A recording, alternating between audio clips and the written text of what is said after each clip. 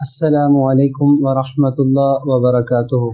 عزیز دوستو، آج ہم سب اللہ تبارک و تعالی کی اسکیم کیا ہوتی ہے، کیسے اللہ جل شانہ اپنی بات کو پورا فرماتے ہیں، اس کے متعلق کچھ باتیں پڑھیں گے۔ اور اللہ اپنی اسکیم میں کسی کی بھی مداخلت پسند نہیں فرماتے، وہ اپنے ٹارگٹ تک بڑے لطیف اور غیر محسوس طریقے سے پہنچتا ہے۔ یوسف علیہ السلام کو بادشاہی کا خواب دکھایا، والد کو بھی پتہ چل گیا، اور والد نبی ہیں، موجودہ نبی ہیں، اور یوسف علیہ السلام مستقبل کے نبی ہیں، مگر دونوں کو ہوا بھی نہیں لگنے دی کہ یہ ہوگا کیسے۔ خواب خوشی کا تھا، مگر ظاہری طور پر غم ہی کا چکر چل گیا۔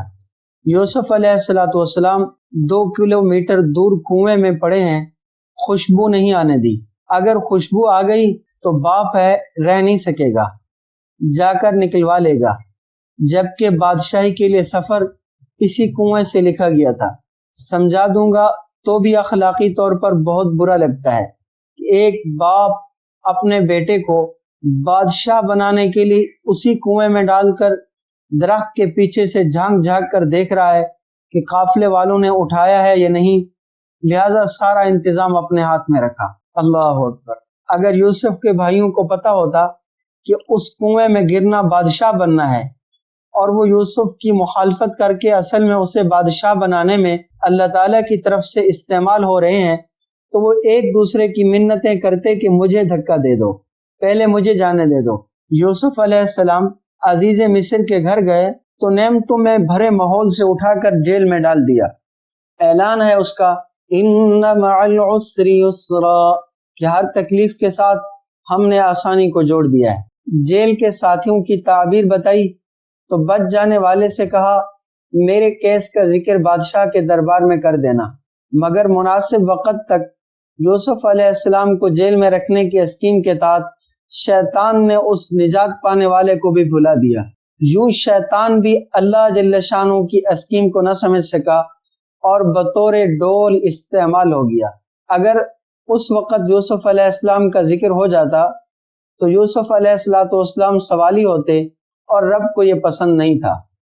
اس کی اسکیم میں بادشاہ کو سوالی بن کر آنا تھا، اور پھر بادشاہ کو خواب دکھا کر سوالی بنا دیا۔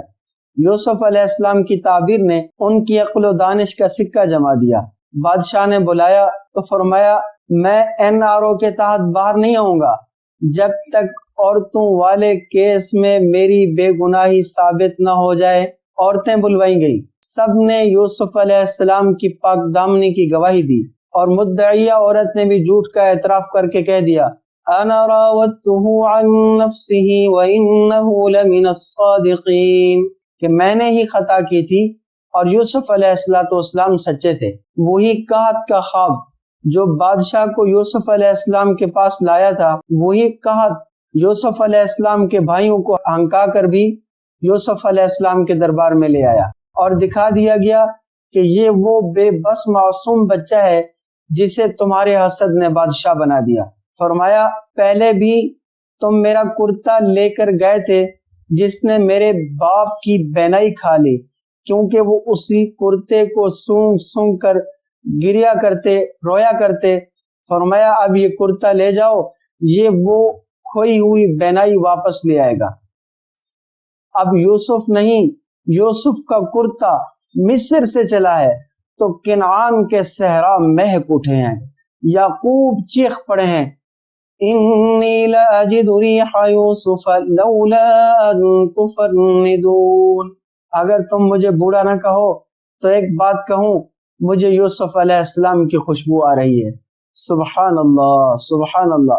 جب رب نہیں چاہتا تو 2 کلومیٹر دور کے کنویں سے خبر نہیں آنے دی، جب سوئچ آن کیا تو مصر سے کنعان تک خوشبو سفر کر گئی ہے۔ قرآن نے عجیب جملہ کہا، واللہ غالب علی امرہ ولکن اکثر الناس لا یعلمون۔ اللہ جو چاہتا ہے وہ کر کے ہی رہتا ہے، مگر لوگوں کی اکثریت یہ بات نہیں جانتی۔ یاد رکھیں، آپ کے عزیزوں کی چالیں اور حسد شاید آپ کے بارے میں اللہ کی خیر کی اسکیم ہی کو کامیاب بنانے کی کوئی خدائی چال ہو، انہیں کرنے دیں جو وہ کرتے ہیں، اللہ پاک سے آپ خیر مانگیں۔ یہ قصہ ہمیں کئی درس دیتا ہے۔ سب سے بڑا درس تو یہ دیتا ہے، انسان ظاہری طور پر سمجھ رہا ہوتا ہے کہ میں کسی رشتہ دار کی طرف سے ستایا گیا ہوں، مجھے فلاں تکلیف دی گئی ہے، فلاں موقع پر میرا حق مارا گیا ہے۔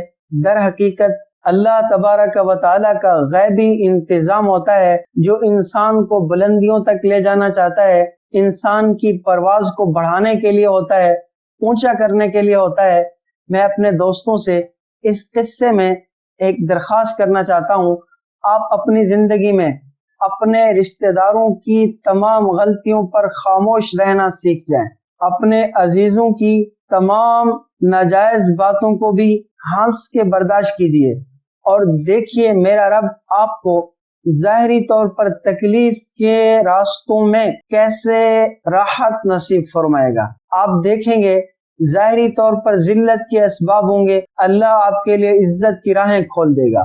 ظاہری طور پر آپ کو آپ کے عزیز نیچا دکھانے کی کوشش کریں گے، لیکن اگر آپ نے صبر و ہمت سے کام لیا، میرا اللہ آپ کو بلندیوں کے عزتوں کے تاج پہنا دے گا۔ سورہ یوسف میں اللہ تبارک و تعالی نے پورے قصے کا خلاصہ ایک آیت میں بیان کیا ہے۔ میں وہ آیت مبارکہ آپ کو سناتا ہوں اور اس پر عمل کرنے کی درخواست کرتا ہوں۔ ارشاد باری تعالی ہے، إِنَّهُ مَن يَتَّقِ وَيَصْبِرْ فَإِنَّ اللَّهَ لَا يُضِيعُ أَجْرَ الْمُحْسِنِينَ۔ آپ کہہ سکتے ہیں اسلام کا حسن اور خوبصورتی دو چیزیں ہیں جو اللہ تبارک و تعالی نے اس آیت مبارکہ میں بیان فرما دی۔ فرمایا جو تقوی اختیار کرے گا اور جو صبر کرے گا۔ تقوی کا معنی ہے اللہ کے حکموں کو پورا کرے، نافرمانی کو چھوڑ دے، اور صبر کرے، جلد بازی نہ کرے، ہر چیز کا فوری نتیجہ نہ مانگے، حوصلہ رکھے، برداشت رکھے۔ اللہ اپنے ایسے بندوں کے اجر کو ضائع نہیں کریں گے، اللہ ایسا بدلہ عطا فرمائیں گے کہ آپ کے دشمن آپ کو دیکھ کر حیران رہ جائیں گے۔ آپ کی بلندی اور آپ کی عزت وہ معیار نصیب کرے گی کہ آپ کی اپنی عقل بھی دنگ رہ جائے گی۔ میں یہ عرض کرتا ہوں، آپ اپنے رب سے اپنے لیے خیر مانگتے رہیں، رہے نام اللہ کا، اللہ ہم سب کا حامی و ناصر ہو۔ وما علینا الا البلاغ۔